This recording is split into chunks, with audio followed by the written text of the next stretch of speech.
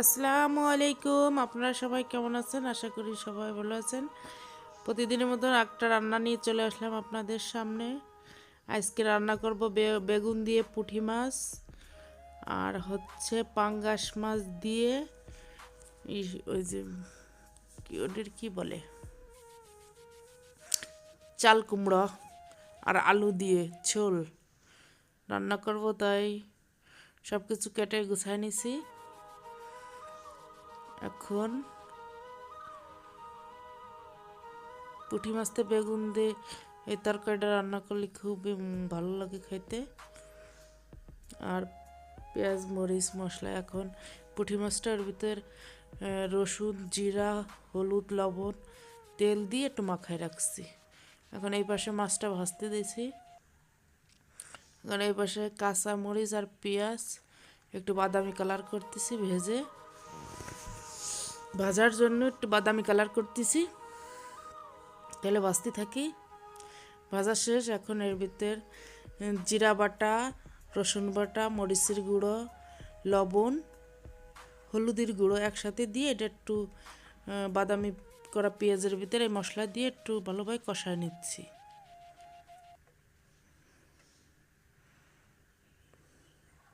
এই যে দেখুন কি সুন্দর কষানো হয়ে গেছে মশলাটা, তেলটা উপরে উঠে গেছে। এখন দিয়ে দেবো বেগুনটা দিয়ে অনেক সময় ধরে কষাবো, পানি ছাড়াই কষাবো। এই মশলার ভিতর দিয়ে সুন্দর করে মিশায়ে কষাবো। এত মজা লাগে এই তরকারিটা, খুবই পছন্দ করে আমার আব্বাও, খুব পছন্দ করে আমার হাতের এই বেগুন এর পুঁটি মাছের চচ্চড়িটা খুব পছন্দ করে। এই দেখুন মশলা মাখা মিশে গেছে বেগুনের সাথে। এখন আমি নাড়তেই আছি, একটু ভাজা ভাজা করতেছি তেলের সাথে আর মশলা একসাথে।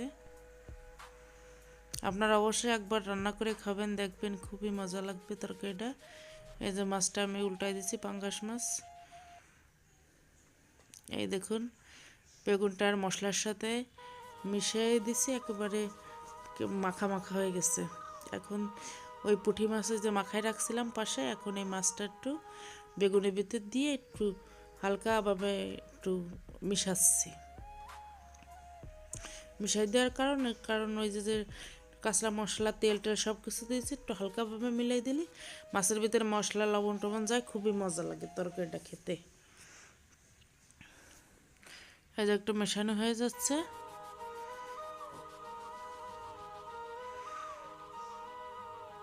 মেশানো শেষ, এখন দিয়ে দিচ্ছি পানি।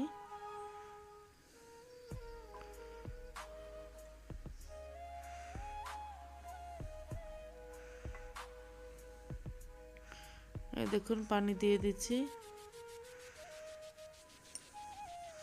পুঁটি মাছটা এই বেগুনটা চচ্চড়ি রান্না করলে খুবই মজা লাগে, আপনারা একবার হলেও রান্না করে খেয়ে দেখবেন। এই পাশে এখন ওই চাল কুমড়া আর হচ্ছে এই আলু দিয়ে তেলের ভিতর হলুদ লবণ কাঁচামরিচ দিয়ে এটা একটু কষাচ্ছি। আর মশলার জন্য একটু পেঁয়াজ বাদামি কালার করে ভেজে রাখছি। ওটা যখন ঝোলটা হয়ে যায় তখন আমরা ওই মশলাটা দিয়ে দিই। এখন এই দেখুন বেগুনি সেই জলে জাল উঠে গেছে, এখন থকর বকর করতেছে। আর এধারে এই চাল কুমড়োর ভিতরে ভালোভাবে কষা আমি একটু পানি দিয়ে দিয়েছি যে সিদ্ধ হয়ে যায় যার জন্য। ওপার সাথে ওটা আপনার সিদ্ধ হচ্ছে, আর এদের এই যে বেগুনের ওই চচ্চড়ি পুঁটি মাছ দিয়ে সেটাও প্রায় হতে যাচ্ছে। এখন দিয়ে দিলাম একটু ধনেপাতা, অল্প করে এই ধনেপাতা দিছি, কারণ একটু ঝোল রাখতে হবে, কারণ নয় যখন নামাবো তখন আর শুকানো শুকানো ভাব হয়ে যাবে। এদের তরকারিটা তো প্রায় হয়ে যাচ্ছে। আর এই যে এখন ওই তরকারিটা রান্না করছি, ওই চাল কুমড়োটা ভালো হয়ে গেছে, সিদ্ধ হয়ে গেছে। এখন মাছটা দিয়ে একটু ঝোলের পানি দিয়ে দিলাম, জলের পানি দিয়ে দিচ্ছি।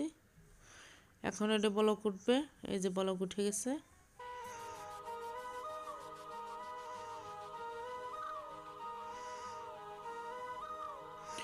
এটাও রান্না শেষ হয়ে গেছে, মশলাটা দেওয়া হয়েছে কিন্তু আপনাদের দেখাতে পারিনি। এখন একটু ধনেপাতা দিয়ে দিচ্ছি।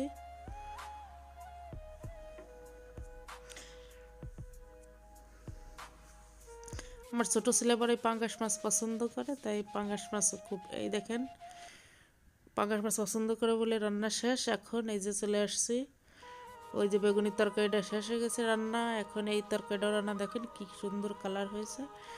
আর সকালে ডাল ছিল, সে ডাল দিয়ে এই যে আপনাদের একটু দেখাচ্ছি, দেখছেন কালারটা অনেক সুন্দর আসছে। এখন আমরা খাওয়া দাওয়া করবো। আমার বাগনি আসছিল, এখন খাবার টাবার নামাচ্ছে। আমার ছেলে ও সবাই নামাচ্ছে। ও আর আমার ও ওইগুলো নামায় পরে চলে গেছে। আমার ছেলে, আমি যে সবারই খাবার দিয়ে দিচ্ছি। আমার শাশুড়ি মা,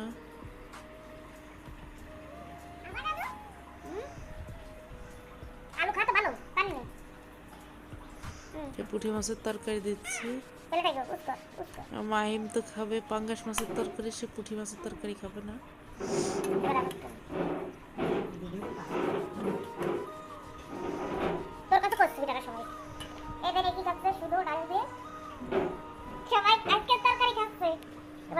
আমার বড় ছেলের একটু দিচ্ছি তরকারিটা, ও পছন্দ করে।